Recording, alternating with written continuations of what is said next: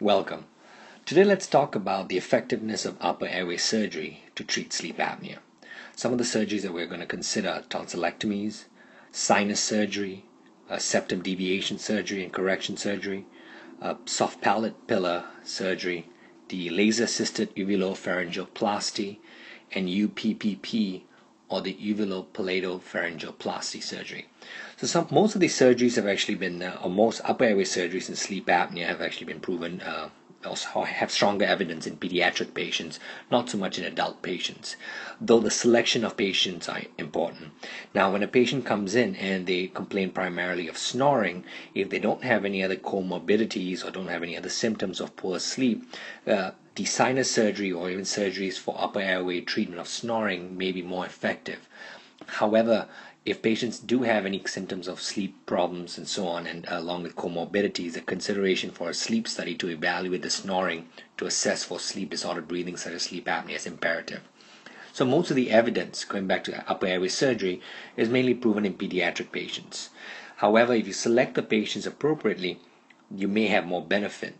Most of the benefit that we have currently seems to be more short-term than long-term, but there's more evidence coming in as we follow these patients up for a longer period of time.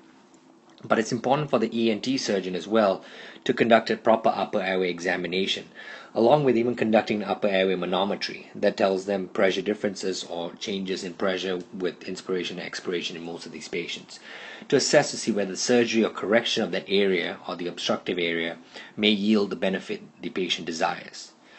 Now, like I said, the only real surgery that has truly worked is tracheostomy, and that makes a lot of sense. You just bypass the obstruction completely. And the other surgery is the MMA, or it's known as mandibular or maxillomandibular advancement surgery. So these two surgeries have the strongest evidence in treating upper airways or in treating sleep apnea. It's important for a PSG or a sleep study to repeat it 3 to 6 months after surgery to assess effectiveness. Now, it's also important to follow up with these patients. Like I said before, the patients tend to fail long term, at least from our initial assessment of the effectiveness of upper airway surgery for sleep apnea.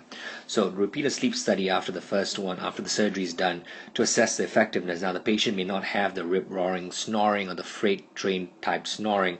However, that doesn't mean that sleep disordered breathing still doesn't exist. So I would definitely strongly suggest the patient gets a repeat sleep study. So if they had a home sleep study, repeat that in 3 to 6 months. If they had an in-lab study, repeat that in that time as well. You want to compare apples to apples.